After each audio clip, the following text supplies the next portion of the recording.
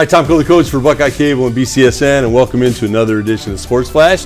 I've got a couple of wonderful friends here today, Lisa Ward and Henry Pauly. Lisa, you're the boss of our city parks. You're doing a fantastic job. You took over for Henry Garvin, who did a great job, and you're certainly following in that same path and footsteps, and we're so proud to be able to work with you. And Henry, you're the president of the Parks Board, and it's an honor to serve on your board and the magnificent work you do. Plus, you also are a guiding force at Walbridge Park, which is one of our great, city parks. Sure on a beautiful summer day, that place is jammed, and people are enjoying, the park and walking and cooking, and it's a wonderful, wonderful place.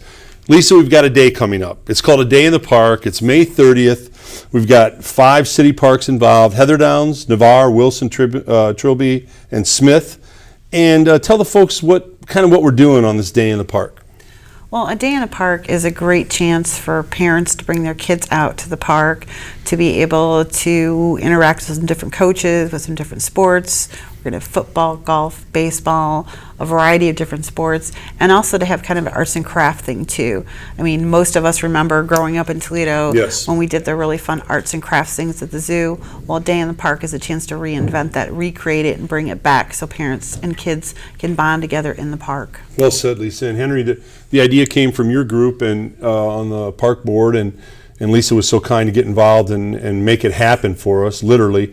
But, Henry, it's a little bit of a turning back the clock to a day when Lisa referred to it, when the parks really were the center of the communities, and kids went to the parks all day and they played, and it was a positive atmosphere and great learning experiences, sports and arts and crafts. And so we're kind of trying to get back to that for a day. Well, I remember as a youth going to the park all day long, right. And you'd pack a lunch and you go, and there were always something to do.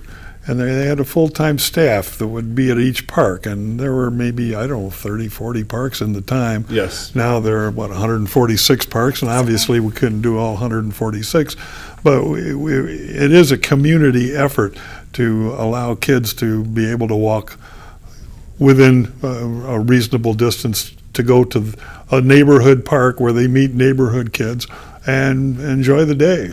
And it maybe isn't technology is wonderful, but maybe it's not a bad thing also to put the iPhone down or get off the computer games and actually go outside and engage, in some social activity. So many colleges today are now incorporating courses for students, and you both know this, to how to interact with people. Absolutely. Because we've gone the other way. We've worked so much technology. Now sometimes the kids come out and they don't know how to talk to one another, and they don't know how to engage people. So this May 30th, the day in the park, 9 to 11, as Lisa said, we're going to have sports.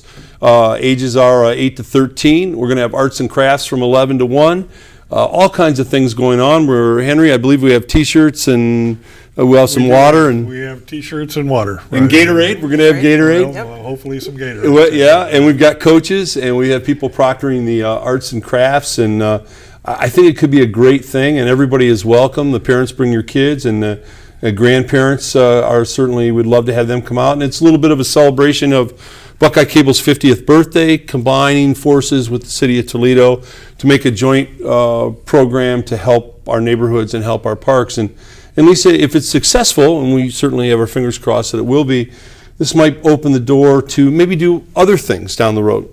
I agree. I think not only could we do this again, but I think maybe we could expand it, scale it down a little bit, and do it more than just once a year. Maybe do it every couple of months, or maybe encourage other groups like BCSN to decide to want to work with the city and the Recreation Advisory Board to be able to do the same thing. We've got a lot of great people out there in our community with nonprofits and corporations such as yourself that like to give back, so maybe this could be something we can continue on with other parks. Yeah, it would be our honor really to partner with you in an endeavor like that, Lisa. And Henry, these parks, I know what they've meant to you, I know what they mean to Lisa, and the pride you take in the parks.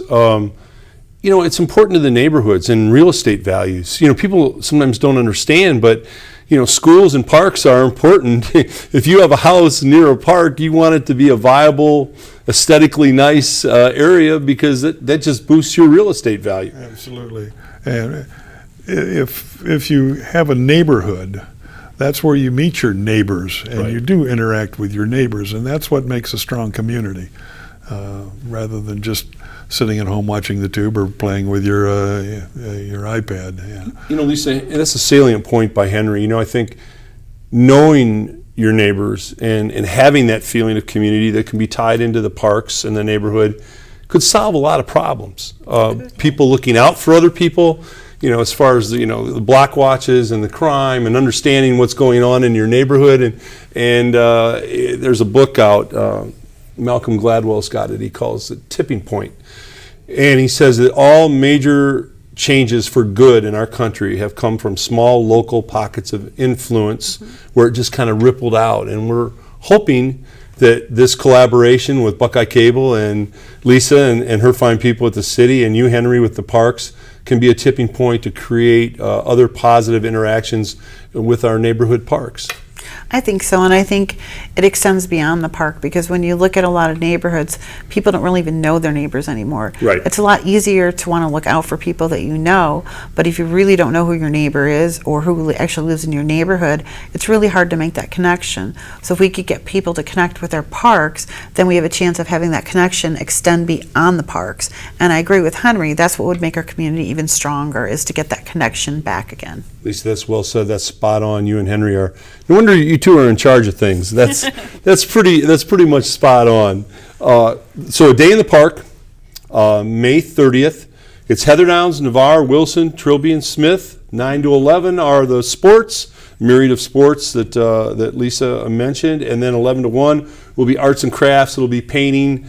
It'll be stickers, bags, making bracelets. The essay contest. Essay contest. We're going to have a prize. Yes. We're going to have a prize. The essay contest was Henry's idea, so credit Henry, should go where credit you're is going to due. write an essay of why you're having fun in the park today, or what the park means to you. That's right. And we're going to have a prize for that, maybe a $50 scenario I think we were talking about. And then we're going to have a prize for a picture that's painted, which will be a $50 card to Pizza Populous. So it should be a fun day. It will be. On behalf of Buckeye Cable and BCSN, Lisa Ward and Henry Pauly, I want to thank you for caring about your community, and thank you for the intrinsic good that you do in our parks every day. Thank you so very much. Well, we want to Thank you, Tom. and thank you for your help too, because without BCN's backing, the coaches wouldn't be here, and we certainly appreciate that. It's totally our honor. You're instrumental. No, it's totally our honor. We really enjoy it. Thank you so much. Tom Coley, coach for Buckeye Cable and BCSN.